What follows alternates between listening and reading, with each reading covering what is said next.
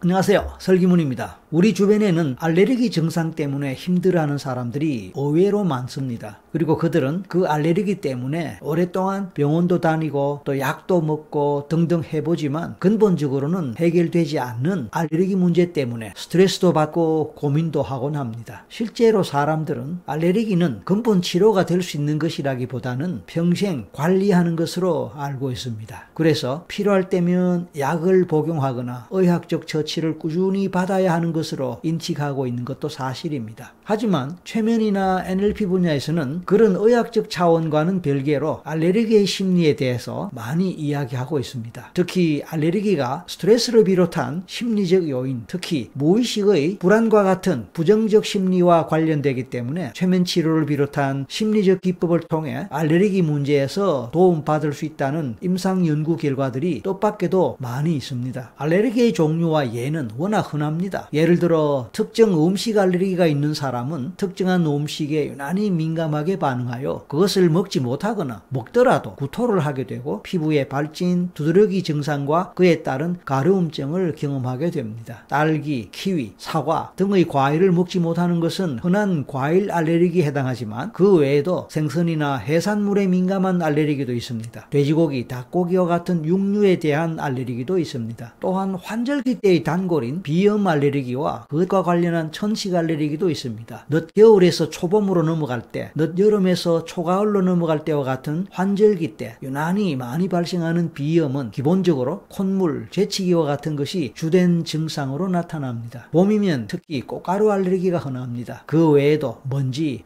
털, 햇빛, 바람, 추위 등에 대한 알레르기도 흔하지요. 이런 알레르기는 뜻 자체가 과민 반응을 의미합니다. 인체의 면역 시스템이 오작동을 일으키면서 보통 사람에게는 별 영향이 없는 물질이 특정의 사람에게만 과민 반응을 일으키는 것을 말하면서 불편함과 고통을 주면서 일상의 스트레스로 작용하는 것입니다. 기본적으로 인체 면역계는 외부의 적, 그러니까 인체에 해로운 어떤 물질이 들어올 때 그것을 방어하면서 우리 몸을 지키고자 하는 것이 주된 기능인데, 쉽게 이야기해서 과거의 어떤 이유 때문인지 몰라도 내 몸에 나쁜 적에 해당하는 것이 아님에도 불구하고 우리 인체는 마치 적인 것처럼 인식하면서 과민 반응을 일으킬 때 그런 알레르기 반응이 신체적으로 나타난다, 그렇게 설명될 수가 있습니다. 이 알레르기는 인체의 생물학적 메커니즘으로 설명되기 때문에 의학적 치료의 대상에 해당하는 것으로 모두가 그렇게 알고 있는 것이 사실입니다. 그래서 만약 알레르기 문제가 있다면 기본적으로 병원을 방문하고 전문의의 진단을 받아볼 필요가 있습니다. 그리고 의학적 처방과 함께 의학적 치료를 꾸준하게 받아야 할 것입니다. 하지만 그렇게 했음에도 불구하고 제대로 해결이 어렵고 불편이 가중된다면 스트레스를 비롯한 심리적 요인에 대해서 생각해 볼 필요가 있습니다. 실제로 알레르기 문제에 스트레스를 비롯한 심리적 요소가 크게 개입되며 심리적 원인 때문에 알레르기가 발생한다는 연구들이 있지만 그런 사실을 아는 사람은 드뭅니다. 일반적으로 알레르기를 일으키는 물질을 알레르겐 또는 항원이라고 하는데, 이 알레르겐과 관련한 심리적 스트레스 경험에 의해서 몸에서 이상 반응이 일어난다고 설명할 수 있습니다. 몸은 심리와 밀접한 관계가 있기 때문에 심리적 원인에 의해서 몸으로 반응이 일어날 수 있습니다. 그에 대한 대표적인 예가 맛있는 음식을 생각하는 것만으로도 입에서 침이 나는 것, 불안하고 무서울 때 가슴이 두근거리는 것, 귀신 영화를 보면서 공포감을 경험할 때 몸에서 소름이 돋는 것, 스트레스 상황에서 참고 억압할 때 가슴이 답답해지는 것, 숨쉬기가 어려워지는 것, 그리고 신경을 많이 쓸 때 소화가 안 되고 심한 설사를 하는 것, 그리고 또 스트레스 때문에 두통과 같은 몸의 통증을 경험하는 것, 이 모두가 마음의 원인이 몸의 반응이나 증상으로 나타나는 현상이라고 할 수 있습니다. 이런 사실을 고려해 볼 때 알레르기 또한 심리적 요인과 관련이 있는 몸의 반응이라고 생각해 볼 수 있습니다. 그런데 여기서 한 가지 생각해 보아야 할 사항으로, 마음의 원인이라고 하지만 대부분의 알레르기 경험자들은 그것의 심리적 원인이 무엇인지에 대해서 알지 못합니다. 그래서 이런 이야기를 하면 이해를 하지 못할 뿐만 아니라 전혀 귀담아 듣지도 않습니다. 그 이유는 그 심리적 원인이라는 것이 의식이 아니라 무의식 차원에 있는 것이기 때문입니다. 예를 들어서 아주 어릴 때 상한 과일을 먹고 배탈이 나고 구토를 하면서 크게 무섭고 불안했던 경험이 있다면 그것이 그 과일 알레르기의 원인으로 작용할 수도 있습니다. 하지만 사람들은 그러한 사실을 기억하지 못합니다. 가끔 부모님이 그때 그런 일이 있었다고 회상은 할 수는 있어도 당사자는 전혀 기억을 하지 못합니다. 어떤 경우에는 더럽고 지저분한 어떤 환경에서 의식적으로는 좀 더럽다고만 생각했지 크게 스트레스 받았다고 생각하지 않을지라도 무의식에서는 본능적으로 역겨운 냄새와 끈적거리는 느낌 때문에 가려움의 느낌과 함께 짜증나는 스트레스로 인식했을 수 있습니다. 이럴 때도 스스로는 인식하지도 못하고 그때 그 일을 기억하지 못할 수도 있지만 그 경험 자체 또는 그때의 심리가 알레르기를 유발하는 원인으로 작용할 수 있습니다. 실제로 그래서 알레르기를 경험하는 사람이 그동안 오랫동안 병원에서 알레르기 치료를 받아왔어도 근본 치료가 되지 않고 계속 문제를 안고 살아왔는데 최면이나 NLP와 같은 방법으로 과거의 무의식적 스트레스 요인을 찾아내고 그 부분을 다루었을 때 자신의 알레르기 증상이 호전되고 개선되는 경험을 하는 경우 그런 사례가 굉장히 많습니다. 사실 이런 원리를 처음에는 잘 이해하지 못할 수가 있지만 제대로 이해하고 또 받아들인다면 그리고 이 원리에 근거하여 제대로 대처할 수 있다면 사실 생각보다 알레르기는 쉽게 좋아질 수 있고 해결의 길도 가까이서 찾을 수 있다는 점을 말씀드리고 싶습니다. 다시 말씀드리지만 알레르기가 있다면 일단은 병원을 방문하고 전문의의 진단을 받고 의학적 처치를 받을 것을 권합니다. 하지만 부가적으로 오늘 말씀드리는 이런 심리적 원리와 또 앞으로 소개할 기법들을 활용하고 잘 받아들일 때 보다 큰 효과를 볼 수 있기 때문에 심리적 원리를 고려할 필요가 있는 것입니다. 결론적으로 이런 심리적 원리를 활용하는 분야가 바로 최면, NLP와 같은 것이고 경우에 따라 또 명상이나 참선과 같은 정신수련을 하다 보면은 뜻밖의 알레르기가 호전되고 개선되고 또 좋아졌다라고 말하는 사람들을 주변에서 볼 수 있습니다. 저는 이미 수십 년 동안 일반인들이 갖고 있는 알레르기 문제를 개선하고 해결하는 데 도움을 주어 왔습니다. 그렇다고 해서 제가 의학적 치료를 했다고 하는 것은 아닙니다. 전혀 관계가 없지요. 오히려 심리 상담이고 심리적 기법을 활용하는 것입니다. 실제로 수많은 사람들이 저의 개인적인 심리 상담이나 최면, NLP로뿐만 아니라 강의를 통해서도 알레르기 문제에 대해 도움을 받아왔고 또 그 결과 삶이 달라졌습니다. 그런 저의 경험들의 바탕에서 알레르기 심리에 대한 강의도 지금까지 많이 해왔습니다. 하지만 당장 여러분들은 구체적으로 어째서 알레르기가 심리적 요인에 의해 생길 수 있을지에 대해 궁금할 것입니다. 앞으로 저는 이에 대해서뿐만 아니라 또 어째서 심리적 방법에 의해 알레르기를 개선할 수 있을지, 알레르기에서 벗어날 수 있는 심리적 방법에는 어떤 것이 있을지 등에 대해서 소개할 것이므로 여러분의 많은 기대와 응원을 바랍니다. 감사합니다.